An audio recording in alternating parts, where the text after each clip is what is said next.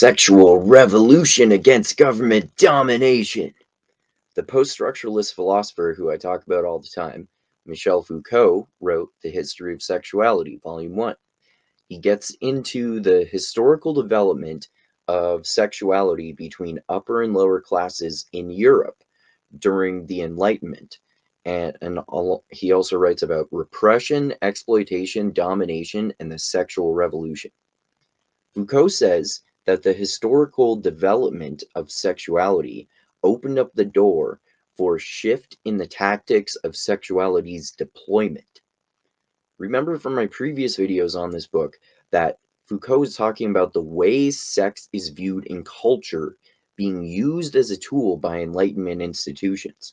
They include religion or the church, government, and science, among many others. So, the historical development of the way sexuality is viewed in the Enlightenment culture allowed for a change in its deployment as a tool by the institutions of government, science, and religion.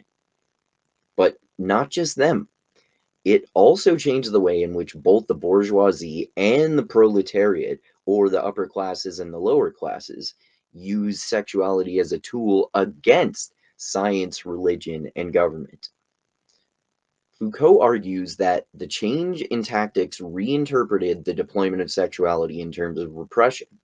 The change tied this repression to mechanisms of domination, exploitation, or mechanisms of domination and exploitation. The mechanisms of domination, exploitation, and repression link with the processes that make it possible to free yourself from oppression, exploitation, and domination. To Foucault, the historical political critiques of sexual repression formed between World War I and II, around the time of Wilhelm Reich.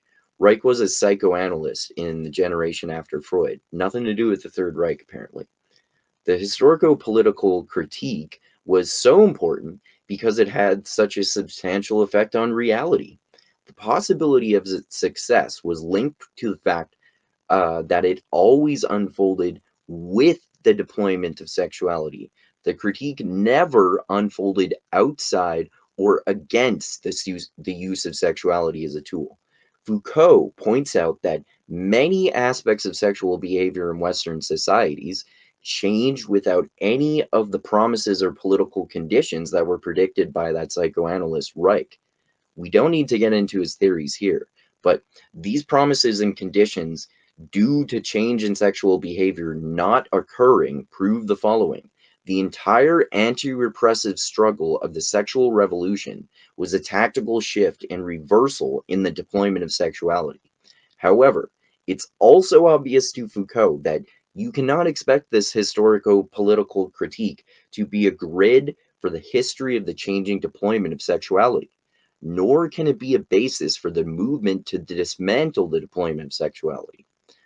So, Foucault explains the historical development of sexual repression, exploitation, and domination along with the sexual revolution. The historical development of sexuality allowed for a change in the tactics of its deployment by religion, science, and government in Enlightenment culture.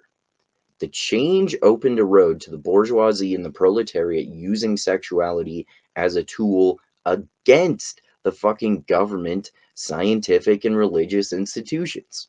The historical change in the deployment of sexuality linked repression to mechanisms of domination and exploitation. These mechanisms can actually give us the ability to liberate ourselves from oppression, exploitation, and domination. The historical political critiques of sexual oppression formed between World War I and II. It had an enormously important effect on society. The critique's success was possible because it always unfolded with the deployment of sexuality rather than outside or against it. The entire sexual revolution was a tactical shift and reversal in the deployment of sexuality. However, it cannot be used as a formula to dismantle the deployment of sexuality. As Foucault has clarified many times, sexuality is always used as a tool. What changes is the way in which it is used. It can be used for good by good or bad people for good or bad reasons, basically. What changes in the ways in the way in which it is used. But the point of this is that the change can happen. This is why the sexual revolution took place and at least came closer to freeing people from sexual repression, exploitation, and domination by government, science, and religion.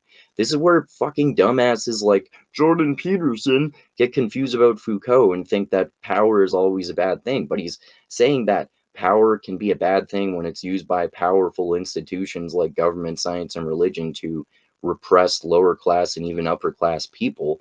But power can be good if it's used by these people to revolt against these, not necessarily revolt, but go against these institutions, which is a good thing.